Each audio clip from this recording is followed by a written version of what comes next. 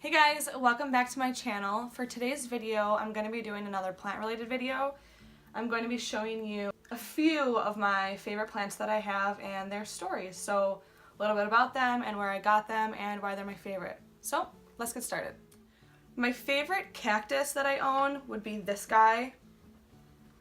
Pretty positive he's a prickly pear, but correct me if I'm wrong. I picked him off of a giant cactus when I was in Florida, and when I mean giant, this thing was probably 15 feet high by like 20 feet wide. It was huge. So I pulled over on the side of the road, cut off this main pad, shoved it in my suitcase, and flew home. Then I let it dry out for about 2 weeks before I put it in soil, and I didn't see anything happen for about 6 months, and then in the middle of summer, these 5 cactus pads grew, and they grew so fast. So that's why this is one of my favorite cactus. My second favorite cactus, my second favorite cactus, whatever, is this guy. Well, these guys. And the reason is because my mom and I were at the botanical gardens about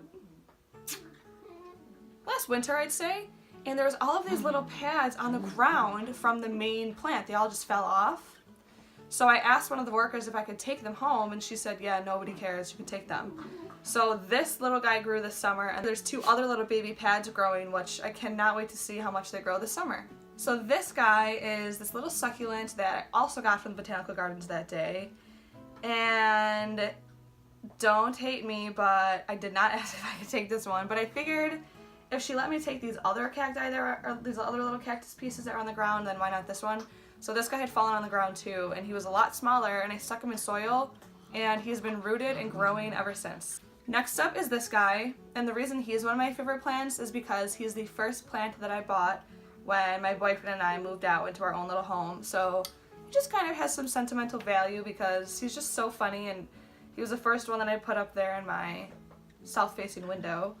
But yeah, I like him so much because he's just got this funny little shape, and he's a cool color. Like, he's not green, but he's almost like a blue-green. This is one of my favorite guys. Next up, out of my favorite cacti, is this guy, and he's a little orchid cactus, blade, I guess you'd call it.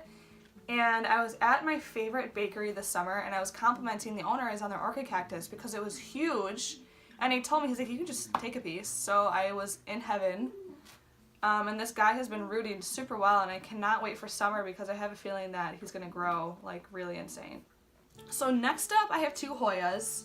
Now, Hoyas are my absolute favorite species of plants. They're just my favorite. They're so green and weird and viney, and I think that's why I like them.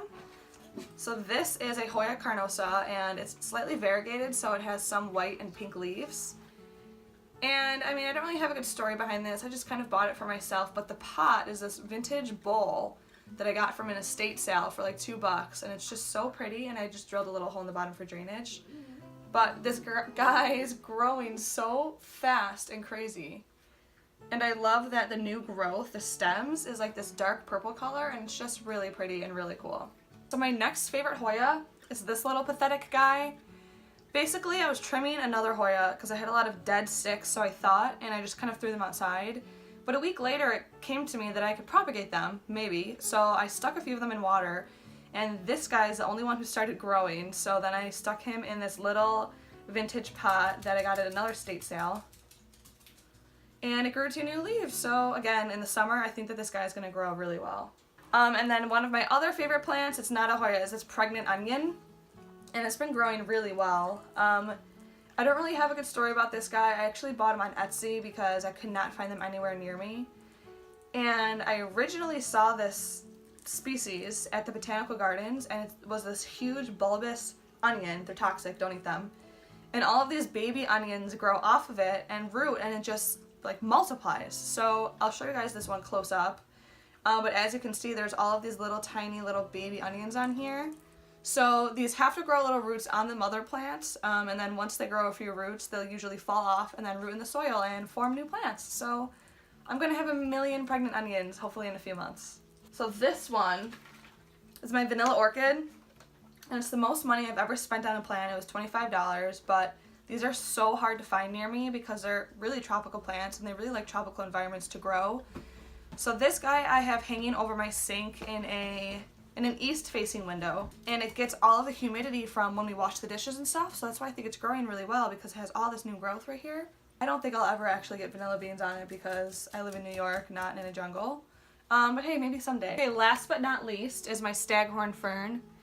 And I fell in love with these guys. I was in Florida sometime, and these, I think, grow wild in Florida. And somebody had one that was like 4 feet wide hanging from a tree, and it was the coolest thing I've ever seen. So here's mine. I mean, he's pretty big. He just recently grew all of these shields, and it's like the coolest thing ever when they grow. So Staghorn Fern has the frond and the shield.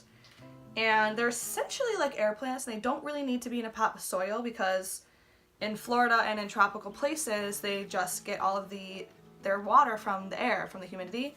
So I kokedamaed this guy, which means I put him into a moss ball. So eventually, over time, all of these shields will take over the moss ball, and it'll be its own like self-sustaining plant. Yeah, this guy is he's just so cool. He's growing really well. I have him in a west-facing window. He doesn't really get too much direct sun in the afternoon. He'll get maybe like an hour or so, but yeah, this guy's flourishing right now. And that is it, you guys. Well, it's not it, because I have a million plants and a lot of them are my favorites, but I was able to narrow it down to a good selection for you guys, and I hope that you liked this video. Let me know if you want me to do more plant videos. I might do one about, how to care for simple house plants to keep them alive, because it's actually pretty easy. So yeah, like this video, thumbs it up, and subscribe to me if you haven't already, and thanks so much for watching.